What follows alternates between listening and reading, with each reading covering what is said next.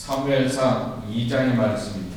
1절에서부터 10절까지의 말씀 우리 함께 교독하겠습니다. 제가 한 절, 여러분이 한 절 이렇게 나누어 교독하시겠습니다. 한나가 기도하여 이르되 내 마음이 여호와로 말미암아 즐거워하며 내 뿔이 여호와로 말미암아 높아졌으며 내 입이 내 원수들을 향하여 크게 열렸으니 이는 내가 주의 구원으로 말미암아 기뻐함이니이다. 여호와같이 거룩하신 이가 없으시니 이는 주밖에 다른 이가 없고 우리 하나님 같은 선성도 없으시니이다. 심히 교만한 말을 다시 하지 말 것이며 오만한 말을 너희 입에서 내지 말지어다. 여호와는 지식의 하나님이시라. 행동을 따라 보시느니라. 용사의 말이 꺾이고 넘어진 자는 힘으로 뛰는지라. 풍족하던 자들은 양식을 위하여 품을 팔고 줄이던 자들은 다시 줄이지 아니하도다. 전에 임신하지 못하던 자는 7을 낳았고 많은 자녀들을 둔 자는 쇠약하도다. 여호와는 죽이기도 하시고 살리기도 하시며 소원에 내리기도 하시고 거기에서 올리기도 하시느니라. 여호와는 가난하게도 하시고 부하게도 하시며 낮추기도 하시고 높이기도 하시는도다.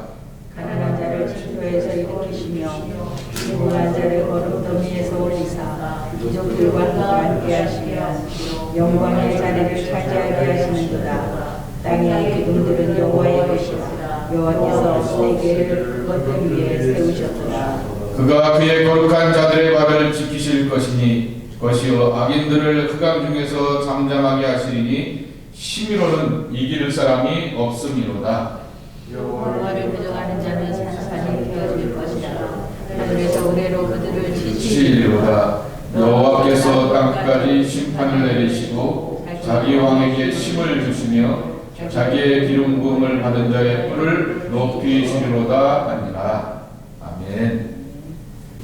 사사기, 룻기, 사무엘상을 보시게 되면은 사사 시대에서 왕정의 시대로 넘어가는 과정 가운데서 중간다리 역할을 하게 되고 마지막 사사의 역할을 하게 되니까 사무엘 그리고 그 어머니 한나의 이야기가 함께 나오게 됩니다.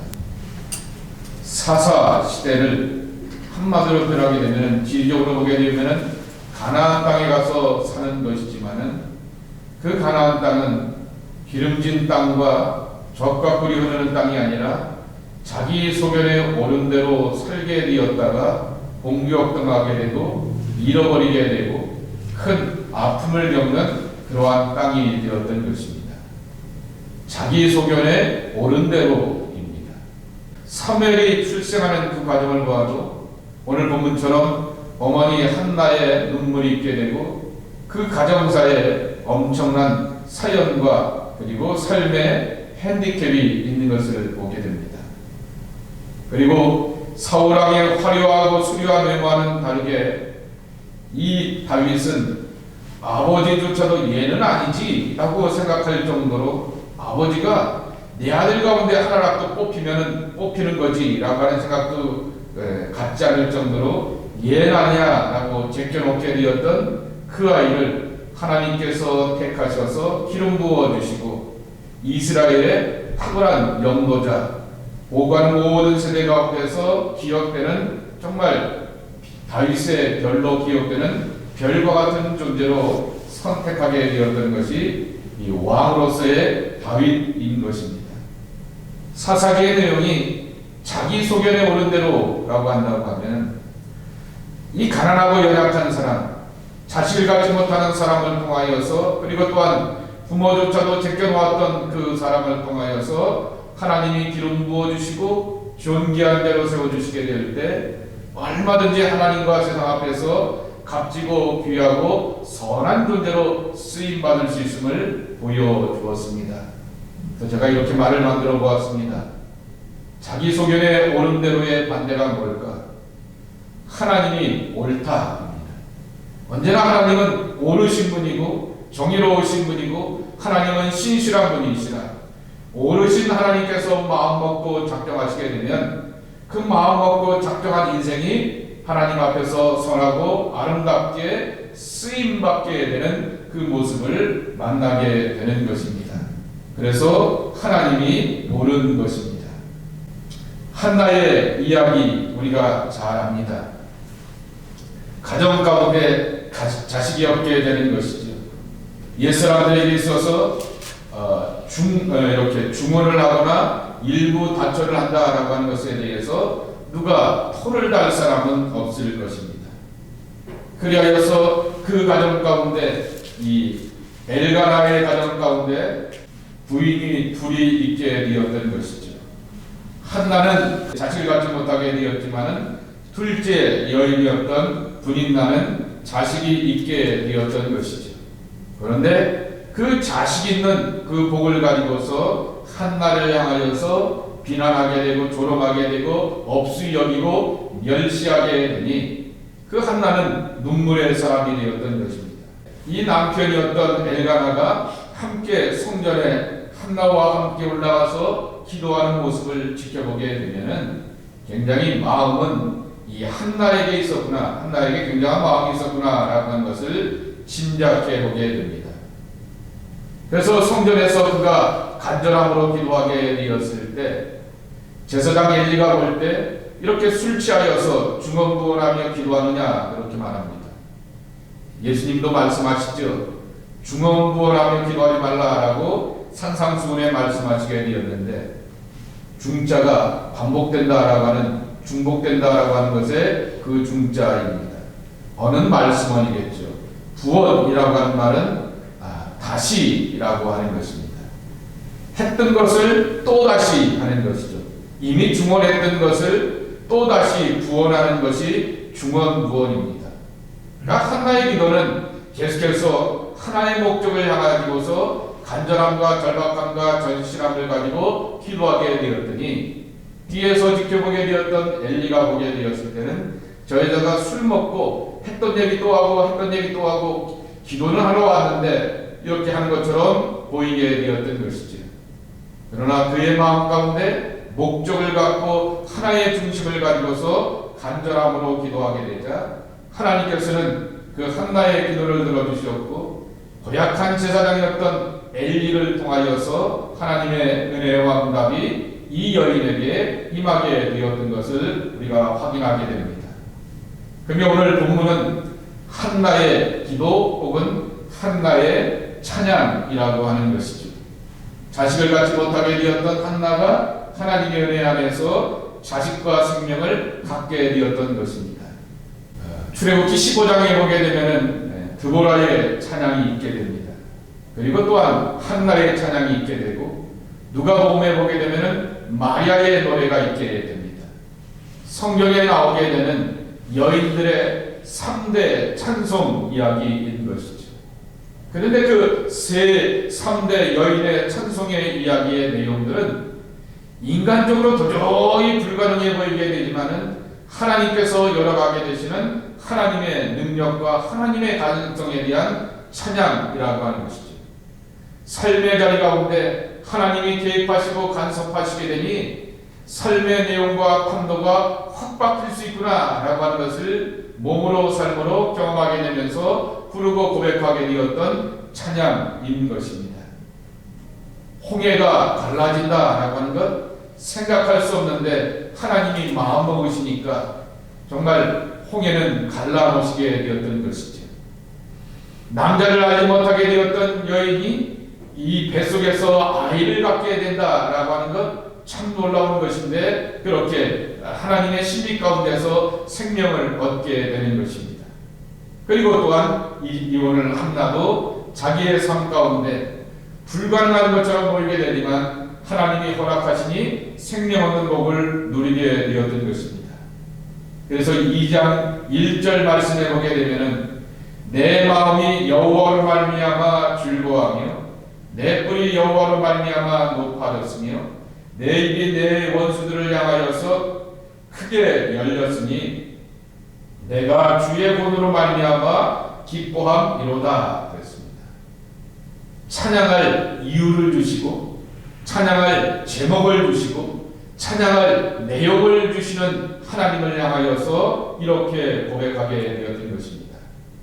하나님이 우리와 함께 하시게 되면 우리는 그 하나님으로 인하여서 찬양할 제목과 내용들을 찾아가게 되고 찬양할 이유가 많아지는 그 기쁨과 감격으로 사는 것을 이렇게 확인하게 되는 것입니다. 그리고 4절서부터 8절 말씀에 보게 되면은 하나님은 용사, 4절에 보면 용사가 나오게 됩니다. 그런데 반대로 용사의 반대가 되는 것이 넘어진 자인데, 용사의 발은 꺾으시지만은 넘어진 자는 그렇게 힘으로 띠를 띠도다 라고 말씀하여 주셔서 띠를 힘입고 다시 한번 자리를 잡고 뭔가 할 수 있게 하신다 그랬습니다. 5절 말씀해 보게 되면은 풍족한 자의 반대가 되는 것이 품을 팔고 줄이던 자라고 하는 것입니다. 그리고 임신하지 못하던 자라고 하는 것이죠. 그리고 8절 말씀해 보게 되면은 가난한 자를 진토에서 일으키시며 빈궁한 자를 걸음돌 위에서 올리사 귀족들과 함께 하시며 그랬습니다. 세상에는 정말 귀족들도 있고 존귀한 자도 있고 풍족한 자도 있고 배부른 자도 있고 자식이 많아서 그것으로 인하여서 즐겁고 하나님께서 생명 주심을 이렇게 감사하는 사람도 있지만은 가난하고 빈궁한 사람도 있고 그리고 또한 넘어진 자도 있고 그리고 또한 걸음더미 가운데서 이렇게 냄새나는 몸과 삶으로 살아갈 수밖에 없는 연약한 자도 있다라고 하는 것입니다. 그런데 인생의 주권자 되시는 그 하나님께서 약자들과 함께 주시고 가난한 사람들과 함께 주시고 그리고 정말 갖지 못한 자들에게 함께 주시게 되었을 때 하나님의 부요함을 누리게 된다라고 하는 것입니다. 그러면 10절에 보게 되면은 여호와 앞에 겸손하자라고 하는 것이죠. 여기 10절에 보면 이런 표현이 있습니다. 여호와께서 땅까지 여호와를 대적하는 자는 산산이 깨어질 것이라 그랬습니다. 원문 시브리어로 보게 되니까 주석에 보니까 이렇게 표현합니다. 있잖아요. 그 말하자면 여호와께 대적하는 사람들은요 깨질 것입니다 라고 하면서 누가 깨진다 라고 말할 때 당신 망할 거야 라고 그렇게 말하는 것이 아니라 그렇게 하시면 좀 곤란하시고 하나님이 그냥 두지 않으실 것 같은데 라고 하면서 완곡하게 얘기하면서 그렇게 표현하는데 우리 한글 성경은 아주 적나라하고 노골적으로 이렇게 표현하게 되었죠. 하나님께 대적하게 되면은 산산이 깨지고 망할 것이다 라고 이렇게 분명하게 표현하게 되었습니다. 그러면 우리로 향하여서 하나님을 붙들고 하나님을 의지하며 하나님 앞에 겸손히 은총을 구하는 자로 살 것을 이 한나가 찬양의 결론을 내리고 있는 것입니다. 한나의 아이가 누구죠? 죄송합니다. 목사님들이 나와서 교회 좀 다니신 분들한테 유명한 책 제목이 하나 있습니다. 한나의 아이라고 하는 책인데요. 스탠리 하워스라고 하는 저 노스캐롤라이나에 있는 듀크 대학의 명예교수, 지금은 은퇴하셔서 명예교수가 되게 되었던 그분의 책 제목이 한나의 아이입니다. 자기는 어린 시절에 아버지가 벽돌 조족공이었다고 합니다. 이렇게 벽돌에 이렇게 서양 사람들도 조족공이 있나봐요. 메이슨 저기들 단체들 중에서 그렇게 살면서 정말 어렵게 공부하면서 이제 목사가 되고 세계적인 기독교 윤리 신학자가 되었습니다. 그래서 평화 이론에 대하여서 이분을 뛰어넘는 사람이 없을 정도로 탁월한 기독교 윤리학자가 되고 평화론자가 되었던 것입니다. 근데 정말 어렵게 살아오게 되었는데도 불구하고 정말 이렇게 하나님께서 자기의 삶을 인도하시고 축복하여 주셔서 세계적인 명성을 얻게 되는 신학자가 되게 되었는데 아내를 얻게 되었는데 아내 알렌이 조울증이 굉장히 심하게 되는 것입니다. 좋았다가 깊이 디프레스가 왔다가 좋았다가 이렇게 돌발적인 행동을 하게 되면서 심적 장애가 엄청 심각하게 되었습니다. 예를 하나 든다고 하면은 교회 공동체에 가서 함께 예배드리고 시어링을 하게 되면서 이렇게 코이노니아 교제의 시간을 갖게 되는데 남편한테 이렇게 말합니다. 오늘 저기 있는 저 남자가 되게 마음에 들었어. 나 오늘 저 남자하고 잠을 잘 거야 라고 하면서 그렇게 얘기를 하게 되면서 그 남자한테 가서 추파를 던지고 치근덕대게 됩니다.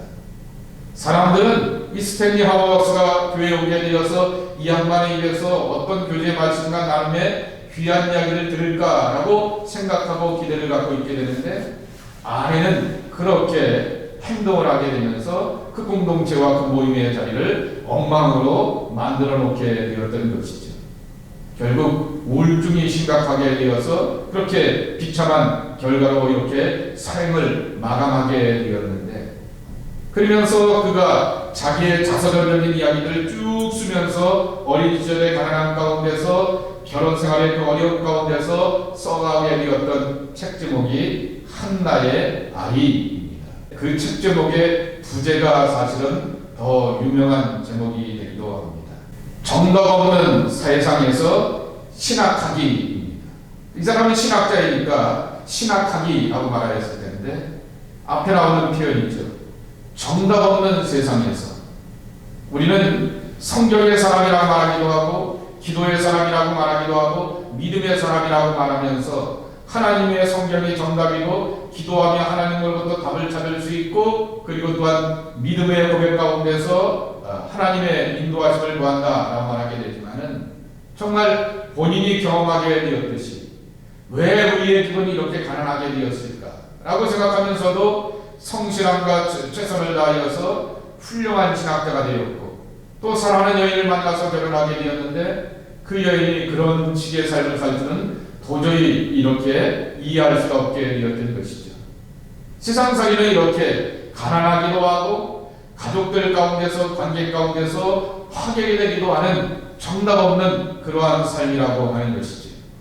그럼에도 불구하고 자기의 삶은 하나님을 향하여서 놓지 않았다라고 하는 것이죠.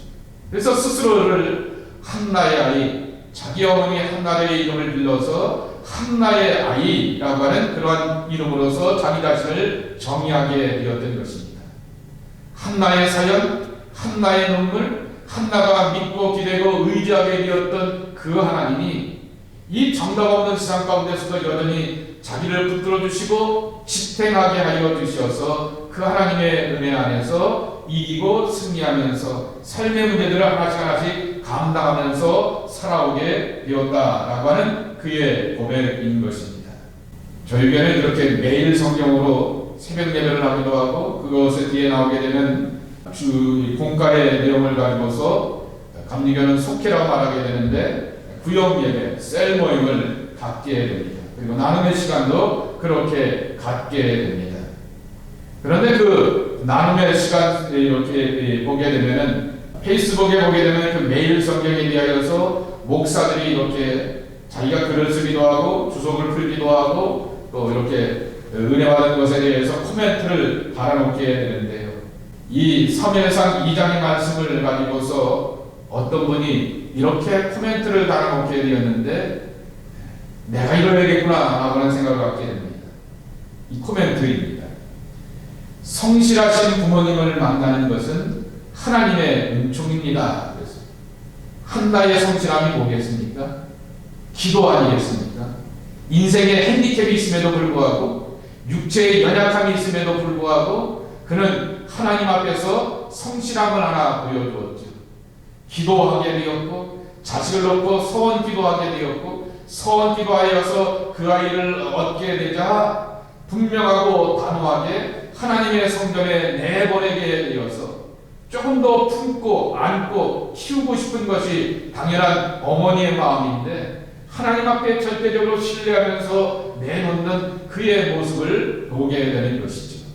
한나의 성실함이 누구에게 이어졌습니까? 사무엘에게 이어져서 마지막 은퇴할 때 뭐라고 고백하게 됩니까? 내가 기도하기를 쉬는 죄를 범하지 않겠다 말하게 됩니다. 기도를 쉬는 것은 죄다라고 이렇게 은퇴했으면 은퇴한 거 아니겠어요? 육체의 연약함 가운데서 사역의 그런 모든 결론 가운데서 빠이하면서 자기 스스로의 삶을 사는 것에 대해서 아무도 누구가 비난할 수 없음에도 불구하고 사무엘은 기도를 쉬는 것을 죄라고 여기게 되었다라고 하는 것입니다. 성실하신 부모님을 만나는 것은 하나님의 축복입니다. 참 그 말을 듣게 되면서 우리가 한나처럼 모자라기도 하고 육체의 연약함을 하기도 하고 삶의 속에서 풍족하지 못하여서 우리 아들을 우리의 딸들을 귀족처럼 정말 왕족처럼 잘난 사람처럼 많은 것을 챙기고 뒤로 이렇게 서포트를 하지는 못한다 할지라도 이 시대에 한나가 되어야겠구나라고 하는 것입니다. 그것이 우리가 우리 자녀들에게 줄 수 있는 성실함의 참 축복이 아닐까라고 하는 것입니다. 당연히 우리가 목회자로서 기도하고 하나님을 붙들고 의지하는 것을 살아가야 하겠지만 나의 성실함과 나의 진실함을 가장 잘 아는 사람은 나의 스파우저이고 나의 가족들, 특별히 자식들인 것이죠. 어떻게 믿고 어떻게 살아왔는지를 보고 알게 되는 것이죠.